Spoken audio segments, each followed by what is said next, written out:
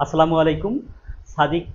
সাদিক স্যারের পেজ থেকে আমি জিএম জাহাঙ্গীর আলম আপনাদেরকে জানাই এই বৃষ্টি স্নাত দিনে স্বাগত। আমার পক্ষ থেকে জানাই সালাম, আসসালামু আলাইকুম।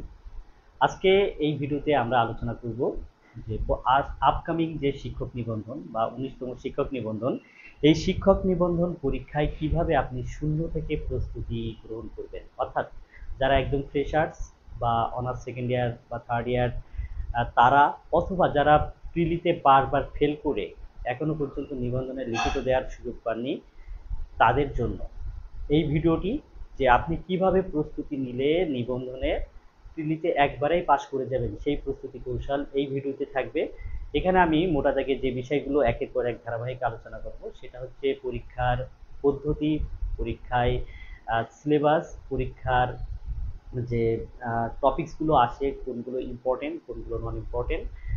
দেন এরপরে আমি পর্যায়ক্রমে আলোচনা করব যে কিভাবে পড়লে আপনি এগিয়ে যাবেন, একই সাথে কোন টপিক্সের উপর বেশি গুরুত্ব করলে আপনি অন্তত ফেল করবেন না, এই বিষয়গুলো নিয়ে অ্যানালাইসিসমূলক আজকের এই ভিডিওতে থাকছে নানাবিধ তথ্য, যে তথ্য আপনাকে আগামী প্রিলিতে পাশ করার জন্য একটা মাইলস্টোন হিসেবে কাজ করতে পারে।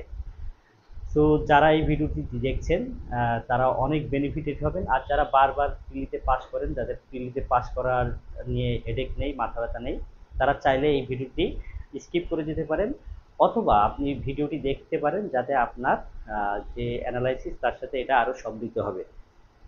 তো আমি শুরুতেই রিকোয়েস্ট করব যে আপনারা আমাকে ক্লিয়ারলি দেখতে এবং শুনতে পাচ্ছেন কিনা, আর আমি নিজেও একটু চেক করব যে আমাকে ক্লিয়ারলি দেখা এবং শোনা যায় কিনা, আমার সাউন্ড ক্লিয়ার আছে কিনা কেউ কমেন্টসে জানান। আর আমি আপনাদের প্রথমত মৌলিকভাবে আলোচনা করব, দেন আমি পরবর্তীতে আপনাদের কমেন্টসগুলো পড়ব। রুহুল আমিন রতন সালাম দিয়েছেন, কেমন আছি জানতে চাইছেন। ওয়ালাইকুম আসসালাম, আলহামদুলিল্লাহ ভালো আছি।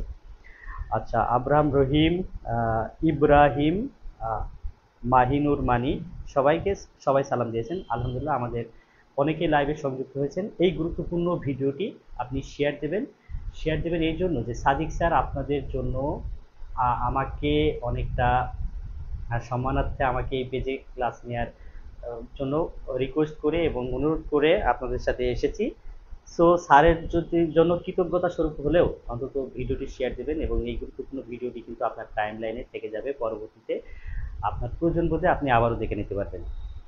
আর একই সাথে আপনি যদি কাউকে মেনশন করতে চান তাহলে তাকে মেনশন করবেন এবং ভিডিওটি শেয়ার করবেন। তো আমি প্রথমেই যে বিষয়টা নিয়ে আলোচনা করব, যে কিভাবে শূন্য থেকে, অর্থাৎ যারা নিবন্ধনে পাশ করতে পারেন না বা একবারে পাশ করতে পারেন সেই বিষয়টা নিয়ে কিন্তু আলোচনা করব। আর একই সাথে আপনাদের একটু বলে রাখি, আমি জিএম জাহাঙ্গীর আলম, আমার একটা কিন্তু ইউটিউব চ্যানেল এবং পেজ আছে, চাইলে আপনারা সেখানেও যুক্ত থাকতে পারেন, সেটা হচ্ছে জাহাঙ্গীর অনলাইন স্কুল। তো আসুন আমরা আমাদের মূল যে বিষয়, একে একে আমরা প্রত্যেকটা টপিকস নিয়ে আলোচনা করব, সিলেবাস, পরীক্ষা পদ্ধতি, পাস করার কৌশল, এভরিথিং। আলহামদুলিল্লাহ আমাদের সাথে ইতিমধ্যে ৫৫ ক্লাস লাইভে সংযুক্ত হয়েছে। আমি চাই যে আপনাদের শেয়ারের মধ্য দিয়ে এই শেয়ারের মধ্য দিয়ে আমাদের ১০০ ক্লাস ছাড়িয়ে যাবে। স্যার, শিক্ষক নিবন্ধন পরীক্ষা পদ্ধতি কেমন হবে, প্রিলি থাকবে কিনা, অফিসিয়াল কোনো নোটিশ দেওয়া হবে কিনা। আচ্ছা, পরীক্ষা পদ্ধতি কেমন হবে এ বিষয়ে আমি গতকাল একটি ভিডিও করেছিলাম। গতকালকের ভিডিও যেহেতু আছে সেটার পুনরাবৃত্তি আমি আর করতে চাই না, আর ফাইনাল নোটিশ আসা মাত্রই আমরা এই পেজ থেকে জানিয়ে দেবো। তো আমরা প্রথমে আসি যে আপকামিং যে শিক্ষক নিবন্ধন সেটা কতটা চ্যালেঞ্জিং বা কতটা প্রতিযোগিতাপূর্ণ হবে সেই বিষয়টা একটু আপনাদের সাথে তুলে ধরতে চাই। দেখেন, ১৮তম শিক্ষক নিবন্ধন যারা কিনা এবার পাশ করলো ফাইনালি ৬০,০০০ প্লাস, তাদের কিন্তু আবেদন পড়েছিল, এখানে দেখেন ১৮,৬৫,০০০, অর্থাৎ প্রায় ১৯ লাখ আবেদন পড়েছিল। সেখান থেকে পরীক্ষায় অংশ নিয়েছিল ১৩ লাখ প্লাস এবং পাশ করেছিল ৪ লাখ। তাহলে আপনি খেয়াল করেন যে প্রায় ১৯ লাখ পরীক্ষার্থীর মধ্যে অংশগ্রহণ না করা এবং ফেল করা দিয়ে পাশ করেছিল মাত্র ৪ লাখ। তাহলে আপনি যদি চিন্তা করেন তাহলে বাদ পড়েছিল কত, প্রায় ১৪ লাখ কিন্তু এই পরীক্ষায় বাদ পড়েছিল, যে অংশগ্রহণ করেনি এবং ফেল করা দিয়ে। তাহলে আগামীতে যে নিবন্ধনটা আসছে সেটা ১৯তম শিক্ষক নিবন্ধন নামেই আসুক বা শুধু শিক্ষক নিবন্ধন নামেই আসুক, যে নামেই আসুক না কেন, সেখানে কিন্তু আবেদন এই 18 লাখ ছাড়াকে আরো বেশি আবেদন করবে। সেই আবেদন করতে পারে ধরেন আমার ধারণা 20 থেকে 22 লাখ আবেদন করবে। কারণ এটা 23 সালে যখন আবেদন করেছিল তারপরে কিন্তু এখন আরো অনেক সাবজেক্টে অনেক শিক্ষার্থী পাশ করছে যারা শিক্ষক নিবন্ধনের মাধ্যমে শিক্ষক হিসেবে যোগদান করতে চাচ্ছেন। সো এই সংখ্যা কিন্তু আরো ছাড়িয়ে যাবে। সুতরাং 19তম শিক্ষক নিবন্ধন পরীক্ষায় আবেদনকারীর সংখ্যা কত হবে আমি আপনাদেরকে একটু ধারণা দিলাম, 20 লাখ 22 লাখ এরকম হতে পারে। তাহলে সো কম্পিটিটিভ হবে এবং সেটা আমি পর্যায়ক্রমে আরো বলবো। তো আসুন এরপরে দেখি যে 19তম শিক্ষক নিবন্ধনের শূন্য থেকে প্রস্তুতির আমাদের প্রথমে যে জিনিসটা জানতে হবে যে কয়টা ধাপে পরীক্ষা হয়।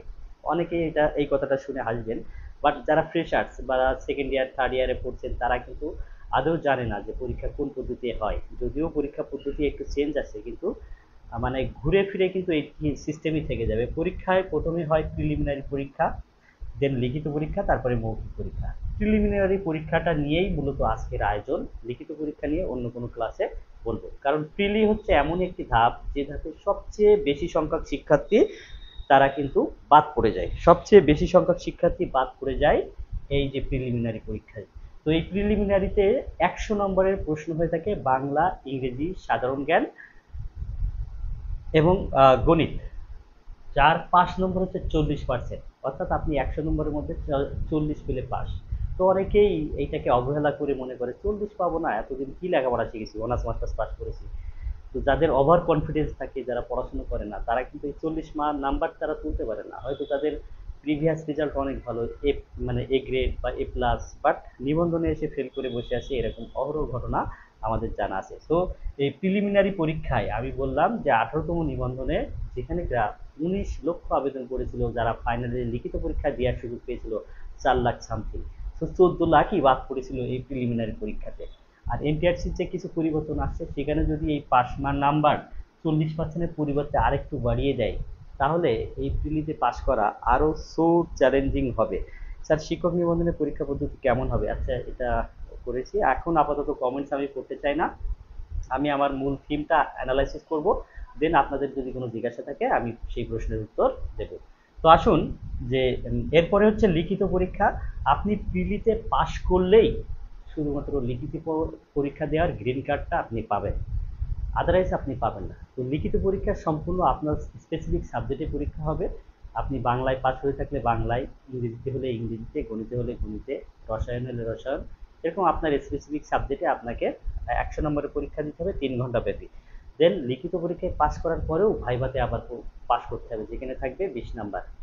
তো এই ভাইভাতেও কিন্তু এবার 20 নাম্বারের এই পরীক্ষায় প্রায় 20,000 শিক্ষার্থী ফেল করেছে 80,000-এর মধ্যে লাস্ট যে 18তম নিবন্ধন। সো প্রত্যেকটা ধাপই খুবই চ্যালেঞ্জিং, প্রত্যেকটা ধাপই খুবই চ্যালেঞ্জিং। তবে 3টি ধাপের মধ্যে যদি বলেন সবচেয়ে চ্যালেঞ্জিং কোনটা, আমি বলবো প্রিলিমিনারি সবচেয়ে চ্যালেঞ্জিং। তারপরে যদি বলেন যে 3টা ধাপের মধ্যে সবচেয়ে ইফেক্টিভ কোনটা, তাহলে আমি বলবো লিখিত পরীক্ষা সবচেয়ে ইফেক্টিভ। কারণ আপনার যে সার্টিফিকেটের যে নাম্বার, সেটা স্কুল মানে যখন গণবিজ্ঞপ্তি আসে তখন আপনার প্রিলির নাম্বারও কাউন্ট হয় না, ভাইবার নাম্বারও কাউন্ট হয় না, লিখিত পরীক্ষার নাম্বার দিয়েই আপনাকে মেধা তালিকায় স্থান করে নিতে হয়। সো সবচেয়ে মানে এই 2টা নাম্বার কিন্তু যোগ হয় না ভাইবা এবং প্রিলি। লিখিত পরীক্ষা এই জন্য ইফেক্টিভ, কিন্তু আপনি লিখিত দেওয়ার যোগ্যতা অর্জন করবেন যখনই কিনা প্রিলি পাস করবেন। সো এই জায়গা থেকে আমি বলবো যে প্রত্যেকটা ধাপই খুবই ইফেক্টিভ এবং ইম্পর্টেন্ট। এরপর আসি শিক্ষক নিবন্ধন নিয়োগ পদ্ধতিটা কি হয়। আচ্ছা, আমরা জানেন যে স্কুল, কলেজ, মাদ্রাসা এখানে সাবজেক্ট ভিত্তিক টিচার নিয়োগ দেওয়া হয়। তো স্কুলে যে যে সাবজেক্টগুলো আছে দেখেন, স্কুল পর্যায়ে বাংলা, ইংরেজি, সামাজিক বিজ্ঞান, ব্যবসায় শিক্ষা, গণিত, ভৌত বিজ্ঞান, পদার্থবিজ্ঞান, রসায়ন, জীববিজ্ঞান, কৃষি, তথ্য যোগাযোগ প্রযুক্তি, চারুকারু, ধর্ম গ্রন্থাগার, তথ্যবিজ্ঞান, আর মানে শারীরিক শিক্ষা, সহকারী শিক্ষক, সহকারী মৌলবী, এইগুলো হচ্ছে স্কুল পর্যায়ে। এখন হচ্ছে কিছু কিছু সাবজেক্ট আছে যেমন সামাজিক বিজ্ঞান। এই সামাজিক বিজ্ঞান সাবজেক্টে যারা অনার্স লেভেলে রাষ্ট্রবিজ্ঞান পড়েছে, সমাজবিজ্ঞান পড়েছে, তারপরে লোক প্রশাসন পড়েছে, তারপরে হচ্ছে সমাজ কল্যাণে পড়েছে, ইতিহাসে পড়েছে, এখানে প্রায় 13-14টা সাবজেক্টের স্টুডেন্ট এই সামাজিক বিজ্ঞান সাবজেক্টে ফাইট দেয়। আবার ব্যবসায় শিক্ষা যারা কমার্স থেকে ব্যাকগ্রাউন্ডের যে যে সাবজেক্টে পড়েছে তারা কিন্তু এই ব্যবসায় শিক্ষা এই পদটিতে ফাইট দেয়। আহ, কিন্তু বাংলায় যারা শুধু বাংলার স্টুডেন্টই ফাইট দেয়, কোনো কোনো ক্ষেত্রে কিছু কিছু স্পেশালি ইউনিভার্সিটি, যেমন আমার ঢাকা ইউনিভার্সিটিতে আইয়ার থেকে যারা মানে ভাষাতত্ত্বে পড়াশোনা করেছে, সেখানে তাদের যদি সিলেবাসে 100-300 উপরে নাম্বার থাকে, সেক্ষেত্রে তারা এই সাবজেক্টে পরীক্ষা দেওয়ার সুযোগ পায়। তো এইগুলো ডিপ কথা আমি বলতে চাই না। আজকের ভিডিওটি মূলত যারা প্রিলি পাসই করতে পারে না, যারা প্রস্তুতি নিচ্ছেন নতুন করে, তাদের জন্য আজকের এই ভিডিওটি। সো এই সমস্ত ডিপ থিঙ্কিং কথা আপনার এখনই না শুনলেও চলবে।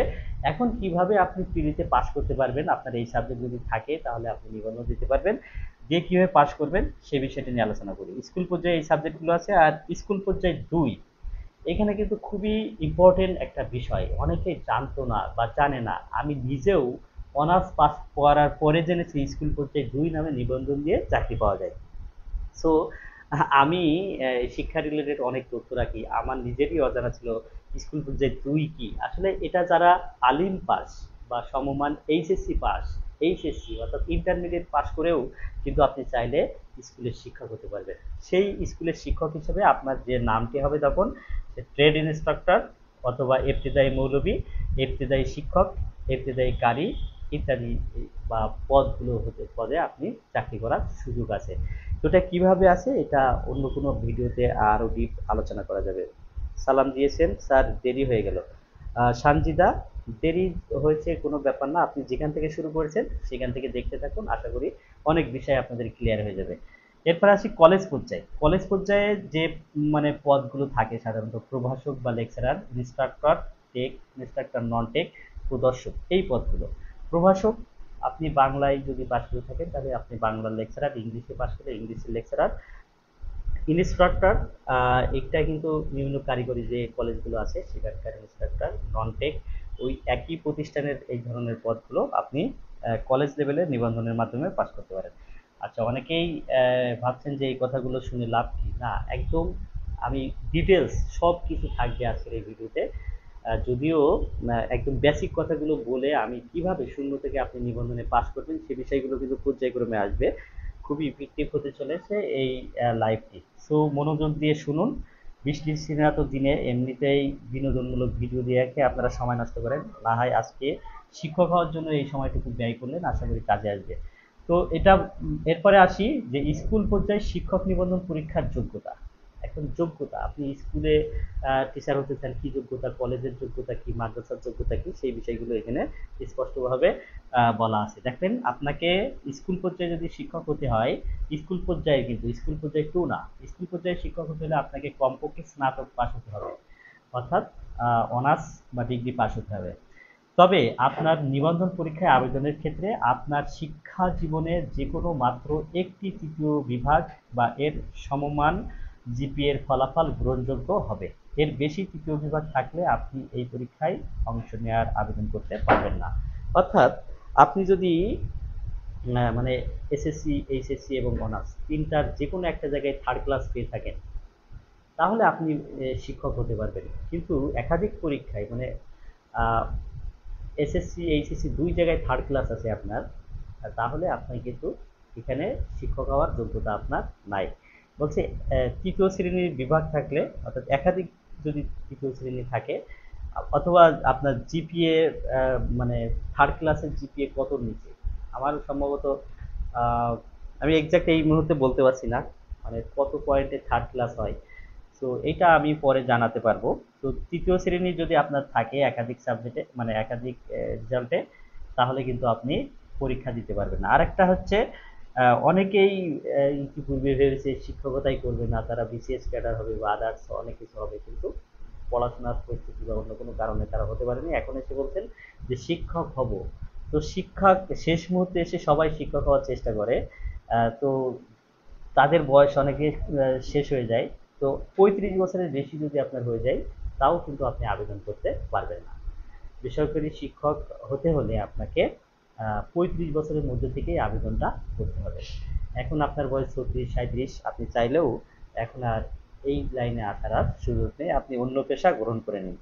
আর যারা যাদের বয়স এখন 30 ছুঁই ছুঁই, তারা এখনো যারা ভাবছেন যে আমরা এই পেশায় আসবো না, কিন্তু আপনি অন্তত গণবিজ্ঞপ্তিতে আবেদন করুন আর নাই করুন, আমার পরামর্শ থাকবে আপনি একটা সার্টিফিকেট অর্জন করে রাখুন। কারণ ভাগ্যের নিয়তি কোথায় কখন আপনাকে নিয়ে যাবে এটা বলার অপেক্ষা রাখে না। অনেকেই শিক্ষকতায় আসতে চান না, আবার অনেকেই খুব হাইলি মানে ডিজায়ার করে যে আমি এই পেশায় আসতে চাই। সো যারা চান না, কিন্তু পরিস্থিতি আপনাকে এমনও করতে পারে যে নিবন্ধনের সার্টিফিকেটটা যদি নিয়ে রাখতাম, হ্যাঁ, তো 35 বছরের মধ্যেই কিন্তু আপনাকে খেলা খেলতে হবে, নইলে পরে কিন্তু তারা আর সুযোগই আপনাকে দেবে না। আলহামদুলিল্লাহ, আমাদের লাইভে ইতিমধ্যেই 60+ লাইভে সংযুক্ত হয়েছে। আমিও খেয়ে গোসল করে একটু বিলম্বে লাইভে চলে আসলাম। তো এবার আসি স্কুল পর্যায়ে 2, যারা ইবতেদায়ী শিক্ষক হবেন বা জুনিয়র শিক্ষক হবেন, নিবন্ধন পরীক্ষায় তাদের যোগ্যতা কি? তাদের যোগ্যতা, আপনি আলিম পাস হলে ইবতেদায়ী শিক্ষক হতে পারবেন, আর এইচএসসি পাস হলে আপনি জুনিয়র শিক্ষক হতে পারবেন। জুনিয়র শিক্ষক হিসেবে আপনি এই মানে অষ্টম শ্রেণী পর্যন্ত পাঠদান করতে পারবেন, যেখানে বাংলা, ইংরেজি এই সাবজেক্টগুলো পড়ানোর যোগ্যতা আপনার থাকবে। আর এক্ষেত্রে আপনার বেতন হবে 16তম গ্রেডে। 16তম গ্রেডে বেতন সম্ভবত 9,300, 9,300 এই টাকা আপনার বেতন হবে।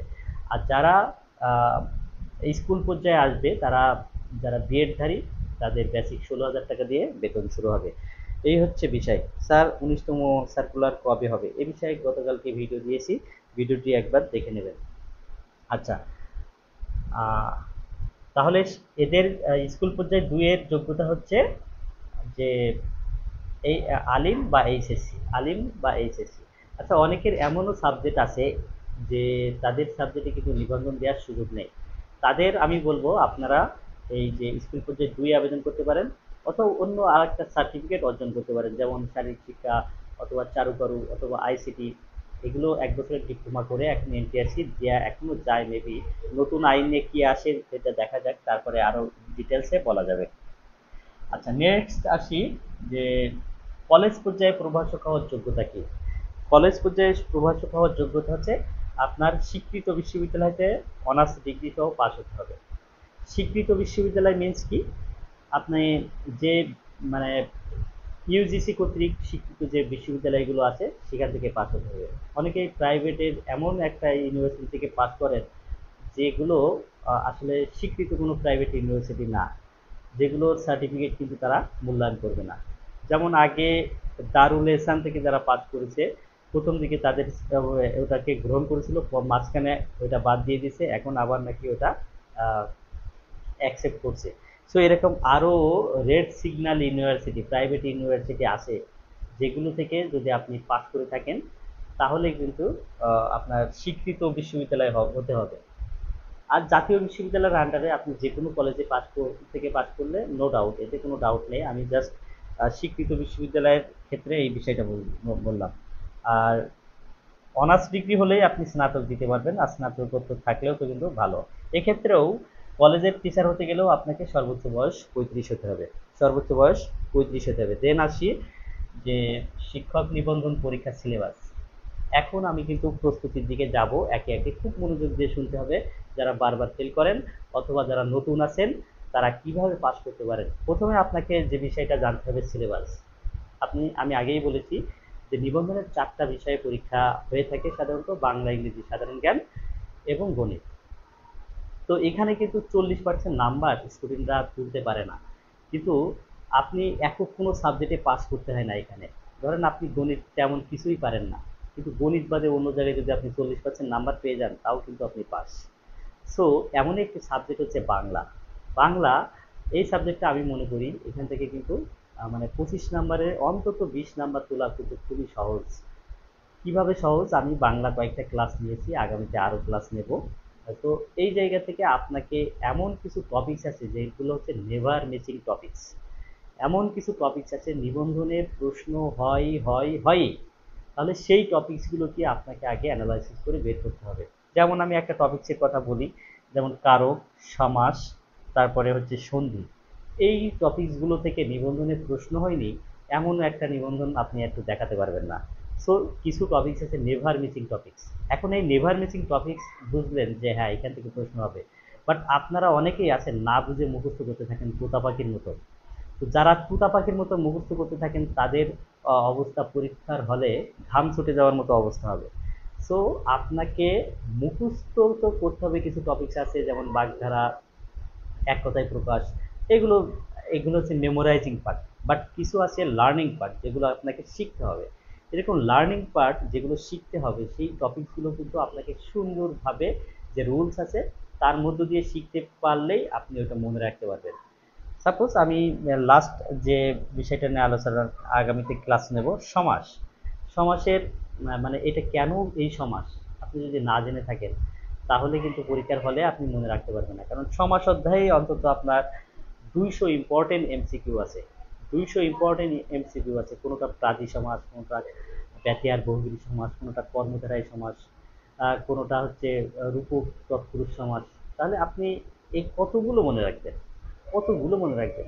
তাহলে যদি আপনি জাস্ট একটা রুলস মুখস্থ রাখেন, এই রুলসের আন্ডারে 50টা এমসিকিউ আপনার হয়ে যাবে। সো এইগুলো কিন্তু খুব সুন্দর করে, স্যার আপনার ভিডিওতে ভলিউম কম হয়, মাইক্রোফোনটা পরিবর্তন করলে মনে হয় ঠিক হবে। আচ্ছা, ধন্যবাদ। আমার আসলে এই বিষয়টা আমি গতকাল থেকে আমি লক্ষ্য করছি যে মাইক্রোফোনে একটু ঝামেলা হচ্ছে। তো এই জায়গা থেকে আমি বলবো যে আপনাদের এই টপিকসগুলোর শুধু পড়লে হবে না, আপনাকে বুঝতে হবে, হৃদয়ঙ্গম করতে হবে, তাহলেই আপনি ভালো করতে পারবেন। তাহলে বাগধারা দেখেন, এখানে আমি ইংরেজি এবং বাংলার ক্ষেত্রে এই জিনিসটা সেম। ইংরেজি এবং বাংলার ক্ষেত্রে 3টা পার্ট আমি ভাগ করি মূলত। একটা লিটারেচার, একটা হচ্ছে ব্যাকরণ, ব্যাকরণের মধ্যে আবার 2টা পার্ট, একটা হচ্ছে মেমোরাইজিং পার্ট আর একটা হচ্ছে লার্নিং পার্ট। মেমোরাইজিং পার্ট কি? যেগুলো আপনাকে মুখস্থ করতে হবে, যেগুলো আপনাকে মুখস্থ করতে হবে এরকম বিষয়গুলো দেখেন। মুখস্থ করতে হবে এরকম পার্ট হচ্ছে যেমন মুখস্থ করার মধ্যে আছে বাগধারা, বাগধারা ও বাগবিধি, এটা আপনাকে মুখস্থ করতে হবে। এরপরে ভুল সংশোধন ও শুদ্ধকরণ, এরও কিছু রুলস আছে কিন্তু ম্যাক্সিমামই মুখস্থ করতে হবে। তারপরে এই যে বাক্য সংকোচন, বাক্য সংকোচন এটা কিন্তু আপনার মুখস্থ করতে হবে। লিঙ্গ পরিবর্তন, এটাও কিছু রুলস আছে কিন্তু এটা মেইনলি মুখস্থ করতে হবে। এরপরে দেখেন যেগুলো আপনাকে অবশ্যই মানে শিখতে হবে, শিখতে হবে, সময় নিয়ে শিখতে হবে, যেমন কারক, সমাস, প্রত্যয়, তারপরে হচ্ছে সন্ধি, তারপরে এই বিরাম চিহ্ন, এগুলো কিন্তু শিখতে হবে। আচ্ছা, এই যে সমার্থক শব্দ এবং বিপরীতার্থক শব্দ, এটা কিন্তু আপনাকে মুখস্থ করতে হবে। এই যে কিছু বিষয় মুখস্থ করতে হবে আর কিছু বিষয় আপনাকে শিখতে হবে।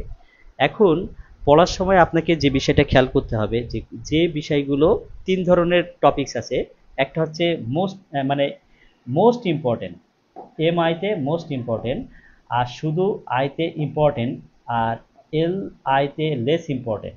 এখন 3টা বিষয় বললাম, মোস্ট ইম্পর্টেন্ট, ইম্পর্টেন্ট আর লেস ইম্পর্টেন্ট। এই বিষয়গুলো আপনাকে আইডেন্টিফাই করতে হবে। মোস্ট ইম্পর্টেন্ট মানে নেভার মিসিং টপিকস, যে টপিকসটা থেকে প্রশ্ন আসবেই এরকম টপিকসকে আগে পড়তে হবে, এরকম টপিকসগুলো আগে পড়তে হবে।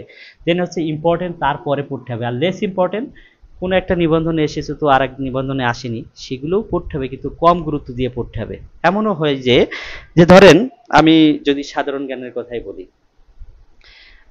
বা আচ্ছা বাংলার কথাই বলি, বাংলায় আপনি সাহিত্য অংশ থেকে মানে স্কুল পর্যায়ে প্রশ্ন হয় না বললেই চলে, একটা দুইটা প্রশ্ন হয়, কিন্তু আপনি সাহিত্য অংশের যে বিশদ পরিষদ পড়তে পড়তে পড়তে পড়তে মনে করেন আপনি আধমরা হয়ে গেছেন। তাহলে এখান থেকে কিন্তু প্রশ্ন আপনার খুব যৎসামান্য প্রশ্ন হয়, কিন্তু ওইটা আপনি পড়ে না জানার কারণে পড়তে পড়তে আপনার ফুল এনার্জি এবং 3-4 মাস অতিবাহিত করে ফেলেছেন, তাও আয়ত্তে আনতে পারেননি। অথচ ওইখান থেকে আপনার প্রশ্ন তেমন হয়ই না স্কুল পর্যায়ে, বাট কলেজ পর্যায়ে কিন্তু ওখান থেকে আবার একটু বেশ ইদানিং লাস্ট নিবন্ধন থেকে দেখা যাচ্ছে ওখান থেকে প্রশ্ন হচ্ছে।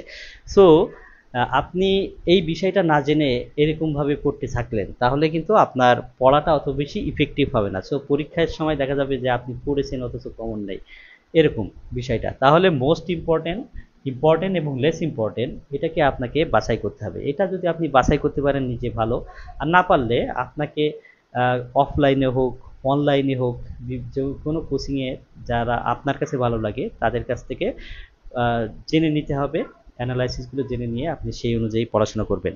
আর একইভাবে এই যে সমাস, তারপরে সন্ধি, দেন হচ্ছে কারক, এগুলো আপনি পারেন না, মুখস্থ কখনোই থাকবে না। এক সপ্তাহ পরে আবারও ভুলে যাবেন, পরীক্ষায় বারবার ফেল করবেন। তাহলে টার্গেট নেন, এই বিষয়গুলো আপনি কোনো স্যারের আন্ডারে থেকে শিখবেন। যতদিন না আপনি ভালোভাবে তো শিখতে পারবেন, ততদিন আমি আপনাকে গ্যারান্টি দিচ্ছি আপনি কোনো পরীক্ষায় পাস করতে পারবেন না। আপনি যতই পড়েন, রাত দিন একাকার করে দেন না কেন, কিন্তু আপনি যদি বুঝে বুঝে না পড়তে পারেন, ওইটা হৃদয়ঙ্গম করে না পড়তে পারেন, আমি আপনাকে গ্যারান্টি দিচ্ছি আপনার সময় নষ্ট হবে, বাট আপনার ওটা এভার লাস্টিং হবে না। এভার লাস্টিং হতে হলে ওটাকে আপনাকে হৃদয়ঙ্গম করে বেসিক কনসেপ্ট ক্লিয়ার করে পড়বেন, দেখবেন ওইটা আপনি একদিন পড়েছেন, ওইটা আগের চেয়ে বেশি বেশি মনে থাকছে। সো আমাদের পেজে যে ক্লাসগুলো হচ্ছে এগুলো একটু দেখুন, দেখলে বুঝতে পারবেন যে আসলে কোন টাইপ টেকনিকে স্যাররা পড়াচ্ছে। স্যার মনে রাখতে পেরেছে, স্যার একজন মানুষ, তো আমিও তো মানুষ, আমিও কেন পারবো না। সো এইভাবে কিন্তু আপনাকে পড়তে হবে। তাহলে আমি আরেকটা সাবজেক্টে যাব। মাশাআল্লাহ আমাদের ক্লাসে অনেকেই যুক্ত হয়ে গেছেন। এখানে স্যার লাইব্রেরিয়ান বা চারুকলায় কোনটা ভালো হবে? আমার দুইটা কোর্স করা আছে। মুসাব্বিদ হাসান বলেছেন সাউন্ড একটু বেশি দরকার। সাউন্ড নিয়ে আসলে আমি নিজেও বিপাকে আছি, দেখি সাউন্ড নিয়ে কি করা যায়। এটা তাড়াতাড়ি সমাধান হবে না। সো সাউন্ড একটা মানে ভালো একটা ব্যবস্থা করার চেষ্টা করবো ইনশাল্লাহ। নেক্সট আমরা আরেকটা বিষয়ে যাই। এরপরে আসেন নিবন্ধন পরীক্ষার জন্য ইংরেজি। ইংরেজি খুবই ইফেক্টিভ, কারণ সবাই এই সাবজেক্টটা ভয় পায়। এই সাবজেক্টটায় ভয় যারা পান, তারা ভয় পেয়ে এই বইটা একদম টেবিলের বইয়ের সবার নিচে রাখেন, কবে খোলেন তার ঠিক নাই। কিন্তু এই কাজটা করলে হবে না। আপনি যে সাবজেক্টটা সবচেয়ে দুর্বল সেই বইটা একদম বইগুলোর উপরে রাখবেন, যেন বই পড়তে গেলে ওই বইটা আগে আপনার হাতে আসে এবং সেই বইটা প্রতিদিন একটু হলেও টাচ করেন, তাহলে ওই বইয়ের প্রতি ভীতি দূর হবে। আর যদি বইটা তলে রেখে দেন, কখনোই না বের করেন, তাহলে শুধু ভীতি যেটা ছিল সেটা আরো বাড়তেই থাকবে, আরো বেশি খারাপ করবেন। তো যারা ইংরেজিতে মানে দুর্বল, উইক, মানে তাদের জন্য আমি বলবো ইংলিশে বাংলার মতোই দুইটা পার্ট আছে। একটা হচ্ছে মেমোরাইজিং পার্ট, আর একটা হচ্ছে লার্নিং পার্ট। মেমোরাইজিং পার্ট মানে কি, আপনি এমন কিছু টপিকস আছে যেগুলো মুখস্থ করলে আপনি ওখান থেকেই 8-10 নাম্বার ক্যারি করতে পারবেন, সেটা কিন্তু কেউ আপনাকে শেখাবে না। হ্যাঁ, তাহলে সেই মেমোরাইজিং পার্টগুলো খুঁজে বের করা। যেমন এখানে সিনোনিম অ্যান্ড অ্যান্টোনিম, এটা একটা মুখস্থ করতে হবে, কিন্তু এটা যারা অনেক ইংলিশে ভালো তারাও এই জায়গায় পারে না। এখন সিনোনিম অ্যান্ড অ্যান্টোনিম তো অসংখ্য আছে, সেই জায়গা থেকে আমি বলবো সিনোনিম অ্যান্ড অ্যান্টোনিম আপনার হাতে যে বই আছে না কেন, সেই বইয়ের প্রিভিয়াস নিবন্ধনের যে সিনোনিম অ্যান্টোনিমগুলো এসেছে সেটা পড়ে নিন, বিসিএস এর যে সিনোনিম অ্যান্টোনিমগুলো এসেছে পড়ে নিন, প্রাইমারির যে সিনোনিম অ্যান্টোনিমগুলো পড়ে নিন। দেখেন সব মিলে হয়তোবা আপনার এখানে 100 থেকে 200 এমসিকিউ হবে। এই 100 এবং 200 মুখস্থ করেন, আপনি 19তম নিবন্ধনে এখান থেকেই যে 2টা আসুক 3টা আসুক, এখান থেকেই কমন পাবেন। এটা আপনারা পড়েন না, তাই মনে হয় এত পড়া মনে থাকে, কিছুই তো মনে থাকে না।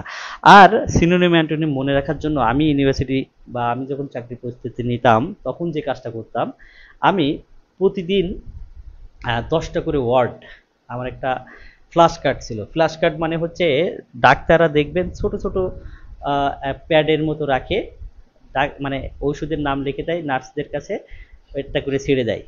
এইটা হচ্ছে ফ্ল্যাশ কার্ড। ফ্ল্যাশ কার্ডে আপনি মনে করেন এরকম একটা ফ্ল্যাশ কার্ড, এই ফ্ল্যাশ কার্ডে এখানে 5টা ওয়ার্ড লিখে রাখলেন, আর তার মিনিং লিখে রাখবেন উল্টা পিঠে। এটা আপনি পকেটে রাখলেন বা সবসময় এমন জায়গায় রাখলেন যে আপনি মাঝে মধ্যেই ওইটা দেখবেন যে এটার অর্থ কি, একটু দেখে নিই তো। সকালে দেখলেন, সন্ধ্যায় দেখলেন, তো প্রতিদিন 5টা হোক 10টা হোক, আপনি 5টা করে যদি পড়েন, তাহলে এই 200 সিনোনিম পড়তে আপনার কতদিন লাগবে? 200কে 5 দিয়ে ভাগ করেন, 4×5 = 20, 40 দিন লাগবে, তাই না? 40 দিন লাগবে। তাহলে 40 দিনে কিন্তু আপনার 200 সিনোনিম বা অ্যান্টোনিম পড়লেই আপনি এইখানে 2 বা 3 নাম্বার ক্যারি করে ফেলবেন। সো তো কোনগুলো পড়তে হবে সেটা কিন্তু আমি বলেই দিয়েছি, নিবন্ধন, বিসিএস, প্রাইমারি, এইগুলো এই প্রশ্নই আবার রিপিট হবে, একটা ওয়ার্ডও চেঞ্জ হবে না, একদম গ্যারান্টি। কারণ এই লাইনে আমি দীর্ঘদিন ধরে কাজ করছি। আমি এটা সেমভাবে ইডিয়ম অ্যান্ড ফ্রেজ, এটাও একই কথা। নিবন্ধন বিসিএস প্রাইমারির এরকম যদি বইয়ে দেয়া আছে 500-র অধিক প্রশ্ন, আপনি এখান থেকে 150টি ইডিয়ম অ্যান্ড ফ্রেজ বাছাই করে নেন এবং প্রতিদিন 5টা করে পড়েন, এবং 1 মাস পরে যখন শেষ হয়ে যাবে বা 2 মাস পরে যখন শেষ হয়ে যাবে আবার পুনরায় 10টা করে পড়েন। প্রথমবার পড়তে আপনি প্রতিদিন 5টা করে নেবেন, সেকেন্ড টাইম পড়তে গেলে আপনি প্রতিদিন 10টা করে বা 20টা করে পড়বেন, থার্ড টাইম পড়তে গেলে আপনি প্রতিদিন 30টা করে পড়বেন। তাহলে একটা বই রিভিশন দেওয়া কিন্তু আপনার জন্য খুব সহজ হয়ে যাবে। একইভাবে তাহলে ইডিয়ম অ্যান্ড ফ্রেজ ওইভাবে মানে এ করে নিতে হবে। এবার দেখেন ট্রান্সলেশন এখান থেকেও আসে। ট্রান্সলেশন থেকে মানে 2টা প্রশ্ন হয় বা একটা প্রশ্ন অবশ্যই হয়ে থাকে। এখান থেকে ট্রান্সলেশন থেকে নিবন্ধনের যে প্রশ্নগুলো আসে, যেগুলো প্রবাদ বাক্য টাইপের, যেমন টিট ফর ট্যাট, টিটটি মারলে পাটকেলি খেতে হয়। পরীক্ষায় আসে টিট ফর ট্যাটের সঠিক অনুবাদ নিচের কোনটি? All's well that ends well, এটির সঠিক অনুবাদ নিচের কোনটি?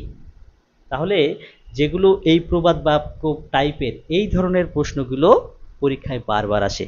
তাহলে আপনি ওই জায়গা থেকে এখান থেকে জাস্ট ট্রান্সলেশন, এটাও কিন্তু কমন পড়ে। আপনারা অনেকেই মনে করেন আমাকে হয়তো টেন্স শিখতে হবে, ন্যারেশন শিখতে হবে। হ্যাঁ, ওইগুলো শিখতে হবে, কিন্তু শেখা ছাড়াও কিছু মুখস্থর আইটেমের মধ্যে আসে। আপনি যদি বিসিএস প্রাইমারি এবং নিবন্ধনের প্রাইমারি মানে প্রিভিয়াস কোশ্চেনগুলো পড়তে পারেন, বাছাই করা এখান থেকে 100 ট্রান্সলেশন পড়লে আপনি এখান থেকে কমন পাবেন, এটা গ্যারান্টি আমি দিচ্ছি। আমি গ্যারান্টি দিচ্ছি, আপনি যদি বাছাই করে পড়তে পারেন তাহলে এখান থেকে কমন পাবেন। তাহলে দেখেন এখান থেকে কমন পাবেন, এগুলো কিন্তু আমি যা কথা বলছি সব মেমোরাইজিং পার্ট। এটা কারো কাছে যে শিখতে হবে বিষয়টা ওরকম না, এটা আপনারই দায়িত্ব। প্রতিদিন ভাগ করে করে আপনাকে অল্প কিছু করে করে পড়লে আপনি সমৃদ্ধ হবেন। এরকমভাবে আপনি প্রায় নিবন্ধনে 8 থেকে 10 নম্বর কারোর সাহায্য ছাড়াই মুখস্থ করে আপনি এই নাম্বারগুলো অর্জন করতে পারবেন।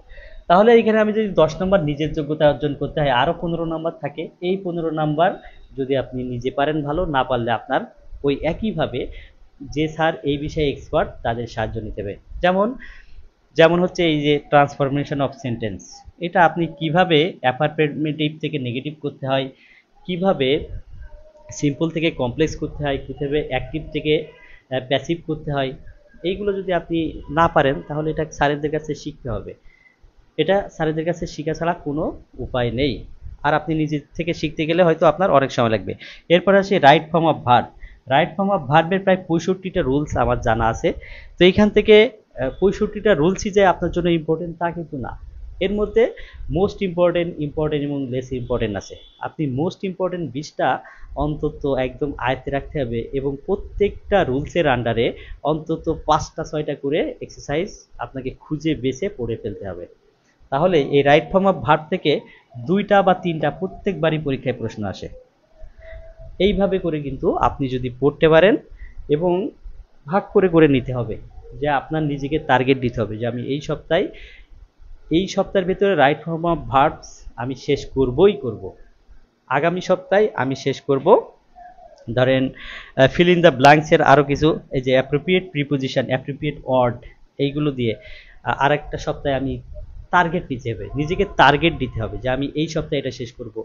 আবার এক সপ্তাহ টার্গেট, ওইটাকে আবার ভেঙে প্রতিদিনের টার্গেটে আনতে হবে। ধরেন আপনি টার্গেট নিলেন আপনি ইংরেজির একটা চ্যাপ্টার 1 সপ্তাহের মধ্যে শেষ করবেন, তাহলে ওই চ্যাপ্টারের পৃষ্ঠা আছে মনে করেন 10টা পৃষ্ঠা আছে, তাহলে প্রতিদিন 1 পৃষ্ঠার বেশি করে পড়তে হবে আপনাকে।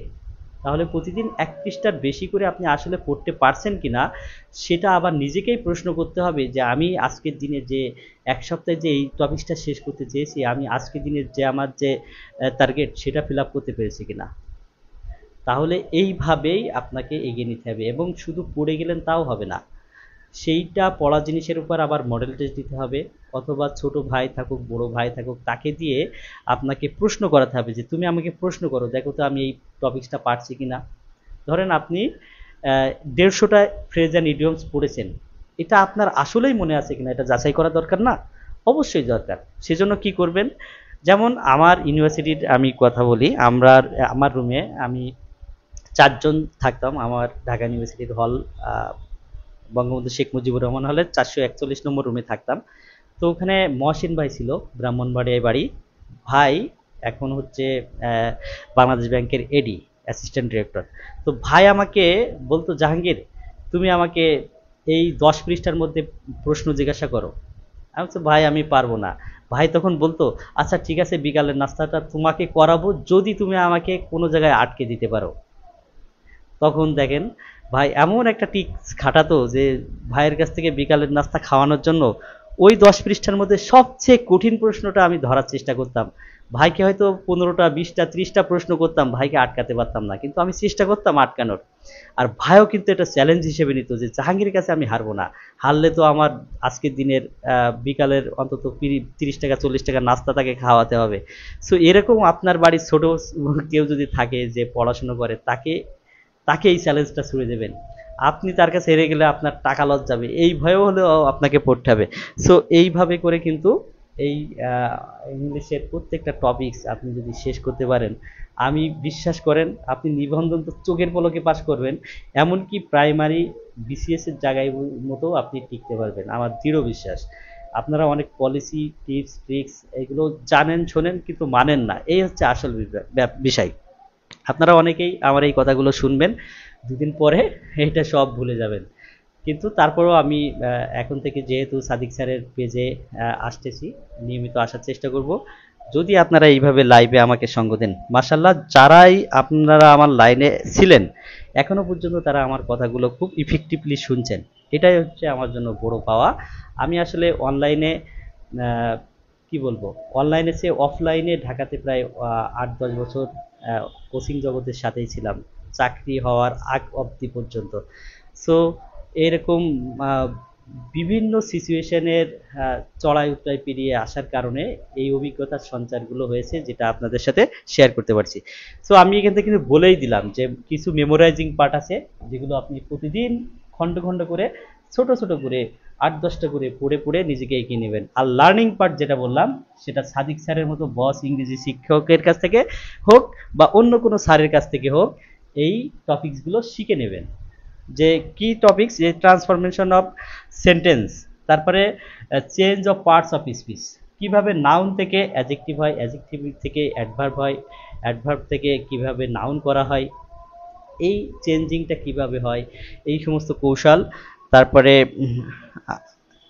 অ্যাক্টিভ থেকে কীভাবে প্যাসিভ করতে হয়, প্যাসিভ থেকে বা টেন্স কীভাবে কমপ্লিট করতে হয়, 12টা রুলস কীভাবে মনে রাখতে হয়, তারপরে কমপ্লিটিং সেন্টেন্স কীভাবে করতে হয়, কন্ডিশনাল সেন্টেন্স কীভাবে কাজ করে, এই বিষয়গুলো যদি আপনারা কোনো বস স্যারের কাছ থেকে শিখে নিতে পারেন, তাহলে ইংলিশেও আপনি ওই যে 25 নাম্বার ইংরেজিতে আছে, এখানে ম্যাক্সিমাম স্টুডেন্ট তো 25-এর কিছুই পায় না, 0 পাওয়াই, যারা ফেল করে তাদের কথা বলছি, যারা ফেল পার্টি তাদের কথা বলছি, ইংলিশে কিছুই পায় না, বরং নেগেটিভ মার্কিং হয়ে যায়। ধরেন সে 20টা অ্যান্সার করেছে, 15টা ভুল। কয়টা ভুল? 15টা ভুল। তাহলে 15টা ভুলের জন্য, 15টা ভুল মানে প্রতি 4টা ভুলের জন্য কিন্তু 1 নাম্বার কাটা। তাহলে 4টা, তাহলে মানে আরও 4 নাম্বার কাটা। তার মানে সে 20টা অ্যান্সার করলো কিন্তু নাম্বার আদলে পেল 1 নাম্বার। এবার যদি ভুলের সংখ্যা আরও বেশি হয়, তাহলে কিন্তু আপনার যেখানে সঠিক নাম্বার হয়েছে সেখান থেকে আরও নাম্বার কাটা যাবে। আপনি ধরেন ইংরেজি না জেনে অ্যান্সার করেছেন, না জেনে করবেন মানে ভুল করবেন। আপনি 25টার মধ্যে 25টায় অ্যান্সার করেছেন, আপনার ভুল হলো 20টা, তাহলে থাকে আর 5। এখন 20টা ভুলের জন্য কত কেটে নেবে? 5 কেটে নেবে। তার মানে ইংরেজিতে আপনি 0 পাবেন, ইংলিশে আপনি কত পাবেন? 0 পাবেন। এরকম এই নেগেটিভ মার্কিংয়ের ফাঁদে পড়ে আপনাদের অবস্থা জীবন শেষ হয়ে যাবে।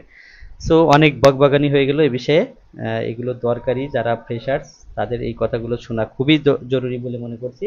একইভাবে আসি কলেজ পর্যায়ে ইংরেজি কিন্তু ওই সিলেবাসের বাইরে আরও কিছু আপনাকে শিখতে হবে। যেমন এটা লিটারেচার টাইপের, identify appropriate title from the story, অর্থাৎ একটা স্টোরি পড়ে ওখানে অ্যাপ্রোপ্রিয়েট কি টাইটেল দেওয়া যায় সেই বিষয়টা নিয়ে। আর তারপরে ইরোডিন্স কম্পোজিশন, তারপরে appropriate preposition, uses of article ইত্যাদি বিষয়গুলো, এটা কিন্তু যারা কলেজ নিবন্ধনে দিতে চান তাদের জন্য কিন্তু এই টপিকসগুলো খুবই খুবই ইম্পর্টেন্ট।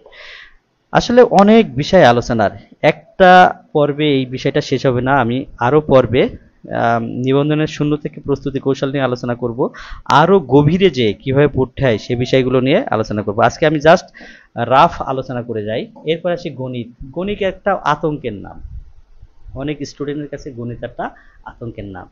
তো আমি তাদেরকে বলবো গণিত আতঙ্ক হোক, কিন্তু গণিতের এমন কিছু টপিকস আছে যেগুলোতে মোটামুটি সবাই পারে, আপনিও পারেন। তো আপনি সহজটাতে শুরু করেন। গণিতের মনে করেন 25 নাম্বার, তো এই 25 নাম্বারের পাটিগণিত আছে, বীজগণিত আছে, জ্যামিতি আছে।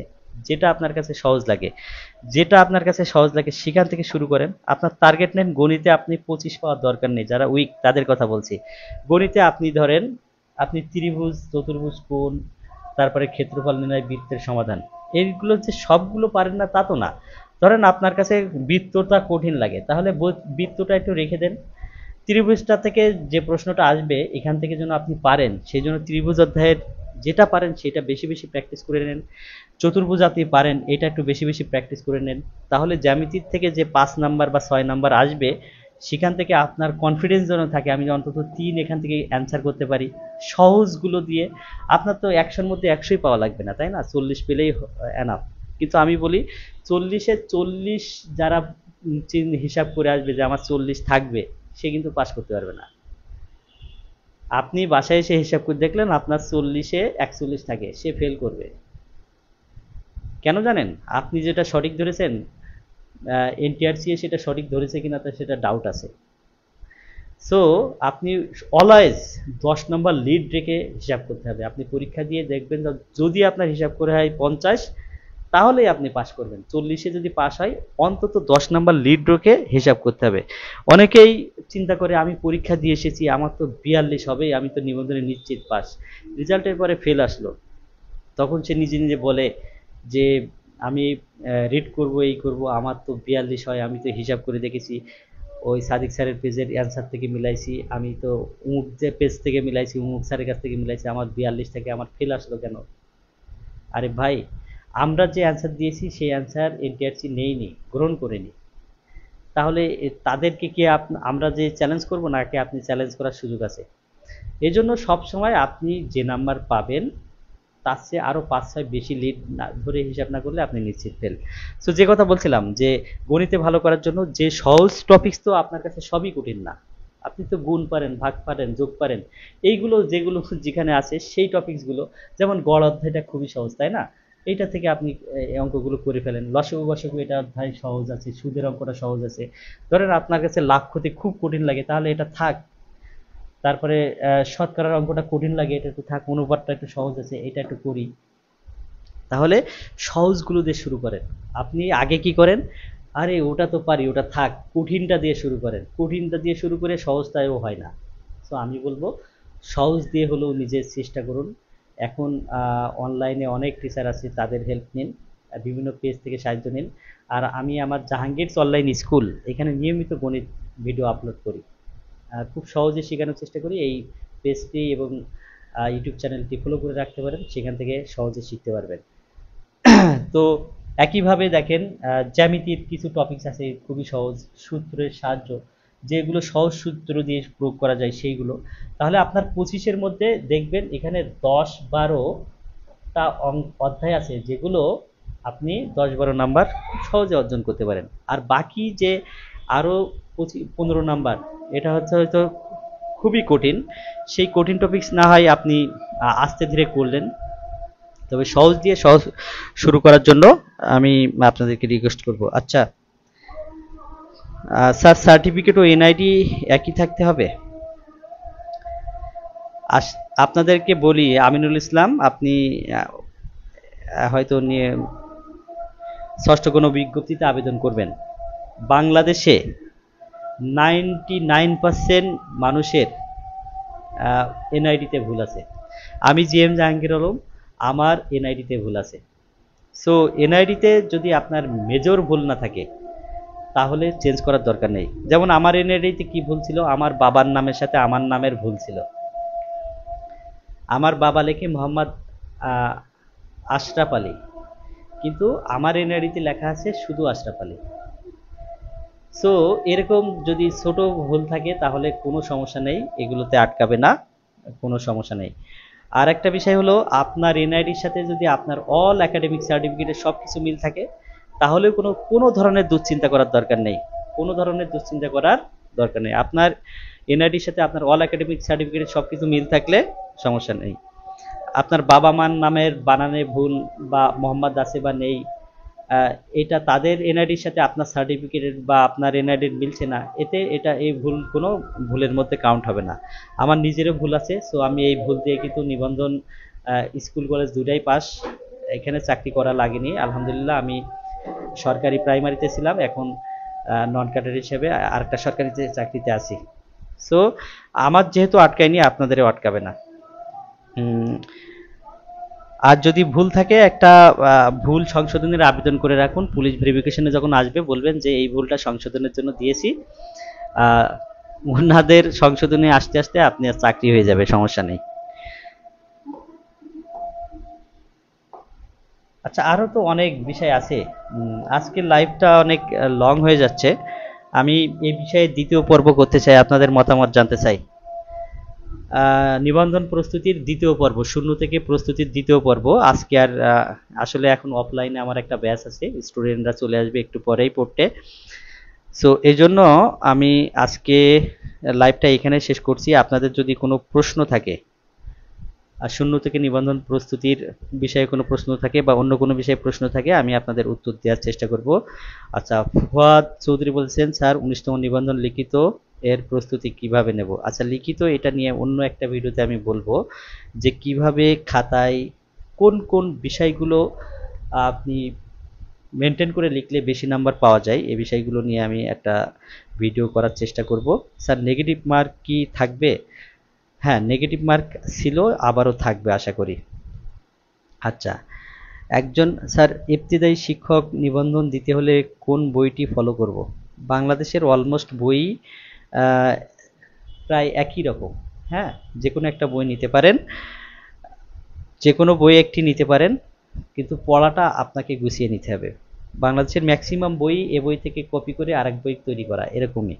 তারপরেও দু একটা বই ভালো আছে, কিন্তু আমি এই একটা পেজ থেকে আরেকটা প্রকাশনীর বই বা একটা বইয়ের নাম বলে সেই বইটাকে আমি হাইলাইটস করতে চাই না, এতে আমাদের পরবর্তীতে সমস্যা, মানে আমরা কটূক্তির শিকার হই আর কি। সো কোনো স্পেসিফিক বইয়ের নাম আমি বলবো না, বাংলাদেশের অলমোস্ট নিবন্ধনের বইগুলো কিন্তু একই ধরনের। আচ্ছা স্যার, শিক্ষক নিবন্ধনের পরীক্ষার পদ্ধতি কেমন হবে? শিক্ষক নিবন্ধনের পদ্ধতি আমি গত ভিডিওতে বলেছি, তারপরে আবারও একটু বলছি। সেটা হলো যে প্রিলি এবং লিখিত একই দিনে হওয়ার বিষয়ে সিদ্ধান্ত আসতে চলেছে। প্রিলি এবং লিখিত একই দিনে হবে, প্রিলিতে পাশ করলে লিখিত খাতার মূল্যায়ন হবে, এটাই হচ্ছে বিষয়। এত প্রিলি আপনাকে কিন্তু পাশ করতেই হবে। আর কারোর জন্য যদি কোনো জিজ্ঞাসা থাকে আমি উত্তর দেব। আমি ব্যস্ত, এই জন্য আজকের আরও অনেকগুলো স্লাইড আপনাদের জন্য করেছিলাম, বাট সময় সংক্ষেপের জন্য আজকে আলোচনা করতে পারছি না। তবে নিবন্ধনের প্রস্তুতি কৌশল নিয়ে আমি আরও একটা দুইটা পর্ব আপনাদের করব। আপনারা যদি সেই সময় উপস্থিত থাকেন তাহলে আরও ভালোভাবে জানতে পারবেন। সবাইকে ধন্যবাদ জানিয়ে আমার ক্লাস এখানে শেষ করছি। আজকের লাইভটি কেমন হলো সংক্ষেপে একটা করে কমেন্টস লিখে জানাবেন। আর আগামী নিবন্ধনের জন্য শূন্য থেকে প্রস্তুতির দ্বিতীয় পর্ব চান কিনা এটা কমেন্টসে লেখেন, যে দ্বিতীয় মানে শূন্য থেকে নিবন্ধনের প্রস্তুতির দ্বিতীয় পর্ব চাই লিখে কমেন্টস করুন, তাহলেই দ্বিতীয় পর্ব আসবে, অন্যথায় আসবে না। সবাইকে ধন্যবাদ জানিয়ে আজকের লাইভ এখানে শেষ করছি। আল্লাহ হাফেজ, দেখা হবে অন্য কোনো বিষয়ে অন্য কোনো ভিডিওতে।